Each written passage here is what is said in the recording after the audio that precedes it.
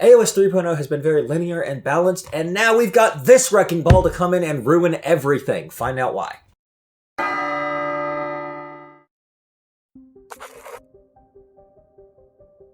So the biggest change we've seen, as with most of the 3.0 books, is with sub-factions. You've lost your sub-faction ability, you've lost your sub-faction artifact, and you're getting something new. Iliatha is one of the big changes.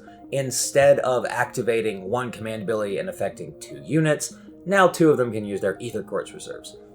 Ether Quartz has changed a little, not a whole lot. You're not going to see a whole lot of changes there. The structure of the army is just a little bit different. You're really more focusing on sub-factions if you want to build Huracan or Alaric, even more than before.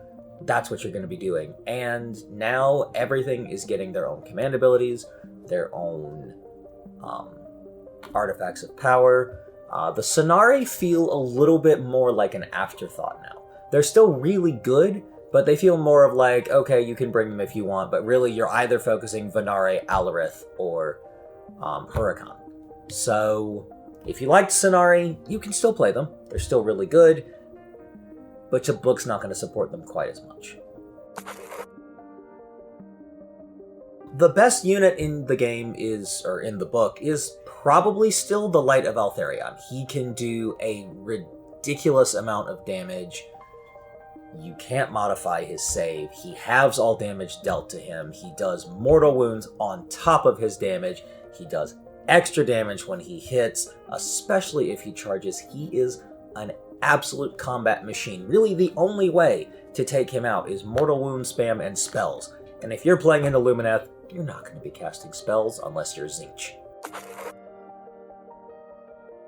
The best combo, I think, is it's kind of you really have to build into it, but it is a combo that is worth it. So you take the Huracan Wind Mage and the Huracan Wind Chargers. You take the new command ability that lets your Huracan Wind Mage's ability extend out to 24 inches, and then every single one of your kangaroo monsters has a move of 16 and can fly. Which is amazing, because that is an incredible unit. Wind Chargers are amazing, the Wind Mage is amazing, and if somebody is able to somehow get around that, oh, surprise, you've got a Huracan Spirit of the Wind right here that's just going to blitz across the battlefield. And now, there is a Lore of Hysh ability that is going to allow you to double a unit's move characteristic, giving a Spirit of the Wind a move characteristic of 48. Now, yes, you need a Sonari or a Venari to cast that, but that's not that hard to get. They are going to play really like everything. I mean, you need bulk, you've got the Alarith. You need speed, you've got the Hurricanes. You need spells, you've got Teclis and the Venari. You need damage, you've got the Venari. You've got the Light of Altharion. You've got all of your big spirits. You need shooting, you've got Sentinels, and you've got the Huracan. You need charging, you've got the Huracan again, and you've got the Dawn Riders. You need physical damage, you've got the Alarith. They're going to play like everything. There really is no downside to this. Everything you want to do, they can do.